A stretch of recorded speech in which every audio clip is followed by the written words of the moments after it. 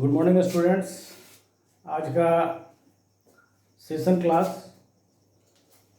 Plant reproduction का lecture 4, जिसके अंतर्गत आज हम लोग सीखेंगे कि आवृत्त बीजी पौधों में लैंगिक प्रजनन, ये टॉपिक है।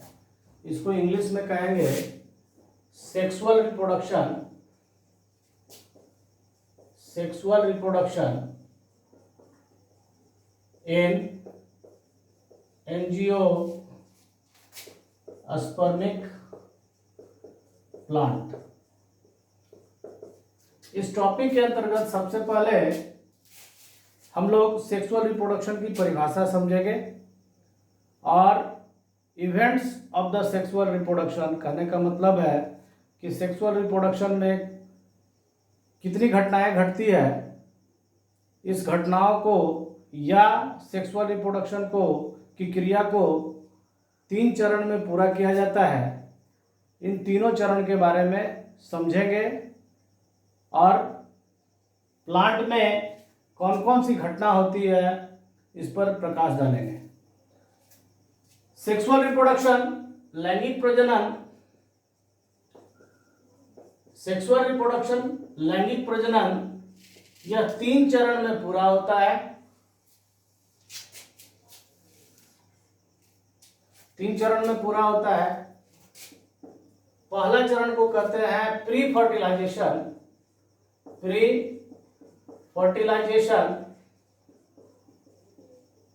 First step pre fertilisation. Second step में फर्टिलाइजेशन और थर्ड स्टेप पोस्ट फर्टिलाइजेशन।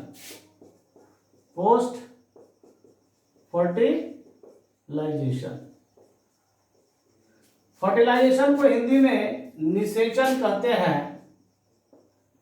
निषेचन अर्थात युग्मकों का मिलन, गैमेट का मिलन। मेल गैमेट फीमेल गैमेट से मिलती है, जिस क्रिया को हम फर्टिलाइजेशन या निषेचन कहते हैं। तो मिलन, गैमेट के मिलन के पहले की क्रिया को हम प्री फर्टिलाइजेशन या पूर्व निषेचन की घटना, पूर्व निषेचन की घटना। और निषेचन, प्री फर्टिलाइजेशन के बाद फर्टिलाइजेशन और फर्टिलाइजेशन के बाद पोस्ट फर्टिलाइजेशन, यानी कि निषेचन के बाद की घटना। निषेचन के बाद की घटना। प्री फर्टिलाइजेशन में पुनः यह 2 चरण में संपन्न होता है। पहले चरण में युग्मक का निर्माण अर्थात गैमेट फॉर्मेशन, जिसको हम लोग गैमेटोजेनेसिस कहते हैं।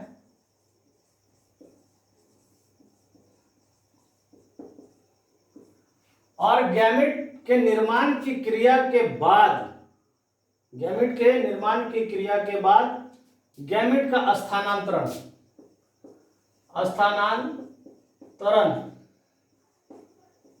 किसका? युग्मक का, गैमेट का।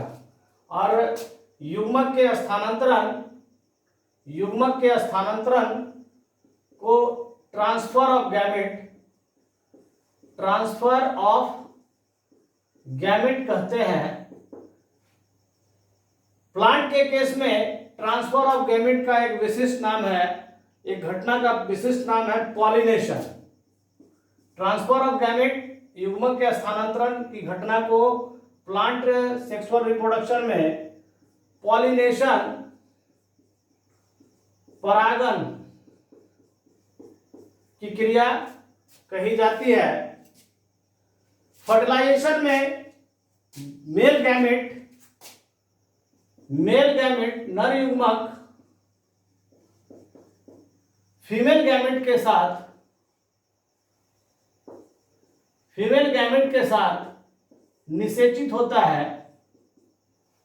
आपस में ये दोनों फ्यूज होते हैं, जुड़ते हैं और जुड़ने के बाद एक कोशिकीय संरचना एक कोशिकीय संरचना जो द्विगुणित डिप्लॉयड होती है, डिप्लॉयड द्विगुणित होती है, जिसको जायगोट या युग्मनज, हिंदी में इसको कहते हैं युग्मनज का निर्माण होता है। यह ध्यान रखना है कि जायगोट एक कोशिकीय संरचना है। जायगोट हमेशा एक कोशिकीय डिप्लॉयड 2n संरचना होती है। बार बार एग्जामिनेशन में पूछा जाता है कि कौन सी संरचना डिप्लॉयड होती है, और उसमें यदि जायगोट दिया रहे स्पेसिफिक करके तो आप जायगोट पे टिक लगाएंगे। जायगोट हमेशा डिप्लॉयड होती है और यह एक कोशिकीय संरचना होती है। पोस्ट फर्टिलाइजेशन में यह जायगोट